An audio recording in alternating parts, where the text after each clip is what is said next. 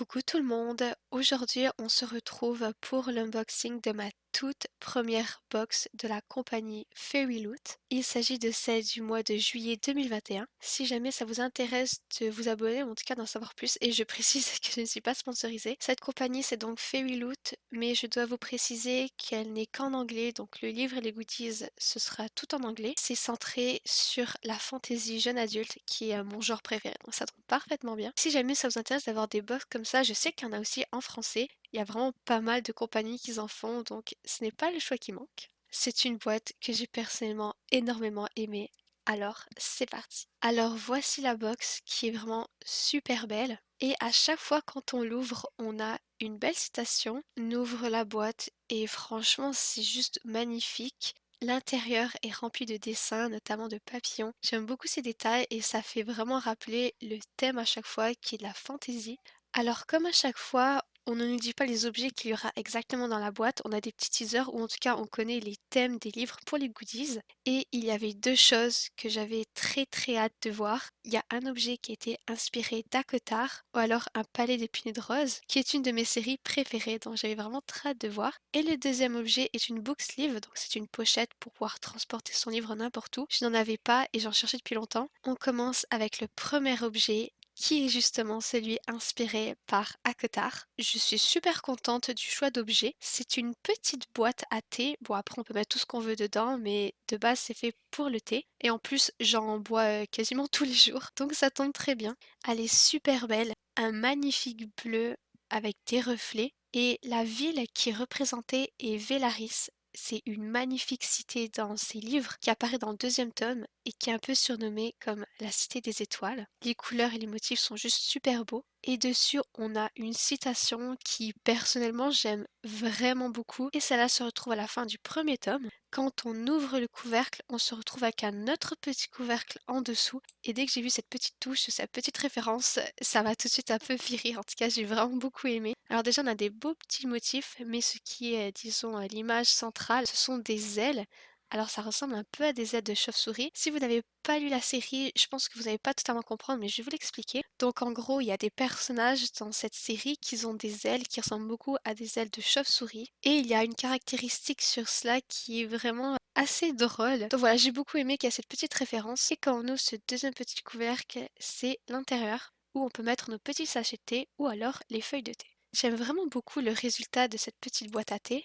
On passe ensuite au deuxième objet qui est très utile aussi. Jusqu'à maintenant, c'est vraiment tous des objets qui sont très pratiques. Nous avons un parapluie qui est totalement fonctionnel et qui est inspiré du livre Heartless, qui est en partie une réécriture de La Reine de Cœur dans Alice au Pays des Merveilles, mais ça, c'est vraiment un peu, disons, une réécriture de son histoire, de son passé. Donc on la voit plus jeune avant qu'elle devienne la Reine de Cœur. Et personnellement, j'aime beaucoup ses couleurs et l'esthétique avec les cartes à jouer, et puis c'est certain que je vais l'utiliser. À l'autre objet, qui est encore une fois très utile, qui est inspiré par le livre Cinderella is Dead, qui est un peu une réécriture de Cendrillon. On suit l'histoire d'une fille qui fait partie d'un monde où je pense que ça fait environ 100 ans que Cendrillon a existé. Et apparemment, il reste juste quelques descendants d'elle. Mais là, comme c'est un objet qui peut s'abîmer au fur et à mesure, plus on les porte et plus on les lave, je ne sais pas si vraiment je les mettrai. On passe au plus gros objet de la boîte et avec celui d'Akotar, c'est celui que j'attendais le plus. C'est la book sleeve. Alors là, j'ai le mot en anglais parce que j'arrête pas de l'entendre comme ça, mais je suis pas sûre du nom en français. En tout cas, c'est une pochette de protection pour les livres. En plus, elle est super bien parce qu'on peut vraiment la zipper au complet, donc le livre est totalement protégé.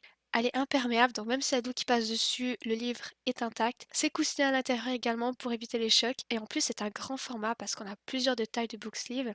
On peut en avoir pour des formats de livres de poche, brochés, reliés, grand format, petit format. Et là, on a vraiment, je pense, un des plus grands ou le plus grand format, ce qui est, je trouve, parfait. Comme ça, on peut mettre n'importe quelle taille de livre. Le livre qui a inspiré cet objet est Spin the Dawn. Et c'est drôle parce que c'est la même auteure qui a fait le livre du mois qu'on va voir juste après dans cette box. Alors, au tout début, quand je l'ai ouvert, je me suis demandé, enfin, j'ai eu ce petit doute de me dire, ah, ça ne peut pas être un autre objet d'Akotar, c'est pas possible. C'est qu'en fait, le code couleur et aussi ce personnage avec ses ailes m'ont tout de suite fait penser justement à Akotar, mais non. Et puis, je n'ai pas lu ce livre encore, mais en tout cas, ça m'a motivé à justement le lire. Donc, ce sera sûrement un prochain livre que je vais vouloir acheter. Et franchement, je trouve cette pochette sublime, les dessins, les couleurs, l'art dessus.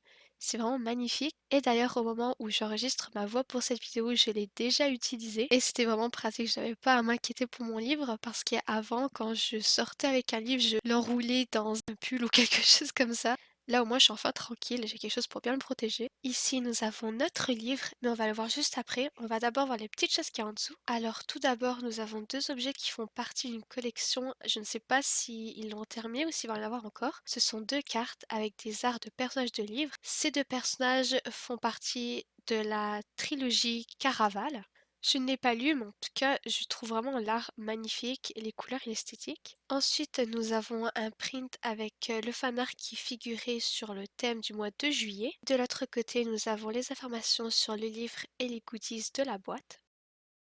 Nous avons ensuite un magnifique print. Donc c'est super beau, ce sont des fanarts qui sont imprimés sur une très bonne qualité de papier cartonné. On passe désormais à la star de la box, le livre, qui est bien sûr une édition exclusive, unique et limitée à cette box précisément. Alors j'ai vu des petites surprises et je m'y attendais pas. Donc tout d'abord nous avons un autre magnifique print et de l'autre côté nous avons une lettre de l'auteur. Elle a écrit à la main une fois et après bien sûr ils l'ont imprimé pour toutes les cartes. En tout cas j'aime beaucoup cette petite attention. Ensuite, nous avons un marque-page et ensuite nous avons un petit document et je trouve ça super intéressant. Ils ont fait une petite interview avec l'auteur, donc on a des questions et des réponses sur son livre et un peu sur son métier d'auteur. On a des teasers pour la box du mois d'après.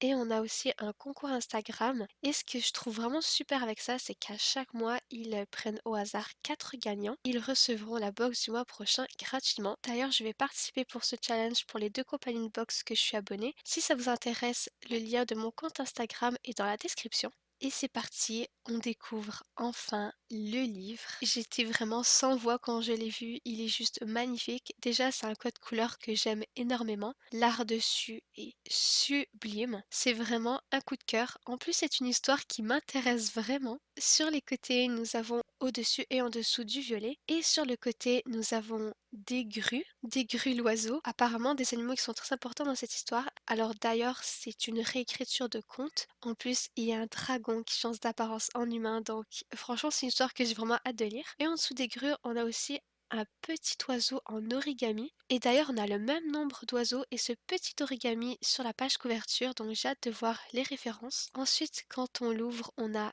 une signature de l'auteur et ce n'est pas digital, elle l'a vraiment fait à la main. C'est vraiment génial de se dire qu'elle a tenu ce livre entre ses mains et qu'elle l'a signé manuellement. En plus, ce livre vient de Londres et voilà, donc j'aime bien penser à ça et me dire que ce livre vient de loin et qu'en plus a passé entre les mains de l'auteur. Si je pensais à ce moment-là que j'étais au bout de mes surprises, c'était loin d'être le cas. Une fois qu'on enlève la touch jacket, un magnifique art gravé sur la couverture. Franchement, j'ai même pas de mots là, c'est juste sublime. C'est une magnifique gravure en rose avec des reflets. Sur la reliure, on a également plein de petits détails et des grues qui ont été rajoutés. J'aime beaucoup cette petite touche. Bien sûr, ce n'est pas encore terminé. Il faut clôturer le tout avec la cerise sur le gâteau. À l'envers de la touch jacket, on a un sublime art. Je ne sais pas le nombre de fois que j'ai dit que je n'avais pas les mots, mais franchement, c'est magnifique. Déjà, le talent de l'artiste pour cet art, c'est sublime. J'aime beaucoup le style de dessin, les couleurs. J'imagine que là, on a les trois personnages principaux. À gauche, on a le dragon qui se transforme en humain. On a derrière l'esthétique de l'endroit qui est sublime. Et on a également ce petit origami qui revient proche de la main de la fille. Et derrière en fond, on voit également qu'il y a des grues. Ce livre, non seulement est une œuvre d'art, j'ai même pas envie de l'ouvrir et lire pour l'abîmer. Donc voilà, je vais en faire 10 fois plus attention qu'un livre normal. C'est une histoire aussi qui me tente énormément. Et aussi une petite information que j'ai bien aimée dans l'interview de l'auteur, c'est que dans le prochain tome, donc oui, et ce n'est pas un standalone, il va y avoir, alors je ne sais pas si ce sera une duologie, une trilogie. En tout cas, le deuxième tome aura une petite touche qui rappellera son autre série de livres qui s'appelle justement Spin the Dawn, qui est justement le livre inspiré pour la book sleeve. Il y aura donc un personnage de cet univers qui sera dans le deuxième tome de ce livre. J'aime beaucoup quand les auteurs font ces petites touches-là entre leurs différents livres. Et donc voilà, ça conclut l'unboxing de cette première box de Fairy Loot. Franchement, je ne suis pas déçue. Je trouve que le prix est totalement rentabilisé. C'est un immense coup de cœur. J'ai super hâte de recevoir ma prochaine box. Bien sûr, n'hésitez pas à me suivre sur mon compte Instagram car je vais faire les photos pour le concours. Dites-moi également quel est votre objet préféré de cette box, même si moi je les aime tous et que c'est assez difficile de choisir. J'avoue quand même que mes petits coups de cœur seraient la boîte à thé, la book sleeve et le livre évidemment. Donc voilà, ça conclut la vidéo. J'espère vraiment qu'elle vous a plu. Dites-moi ce que vous pensez de ce genre de vidéo d'unboxing et on se retrouve dans une prochaine vidéo. Bye!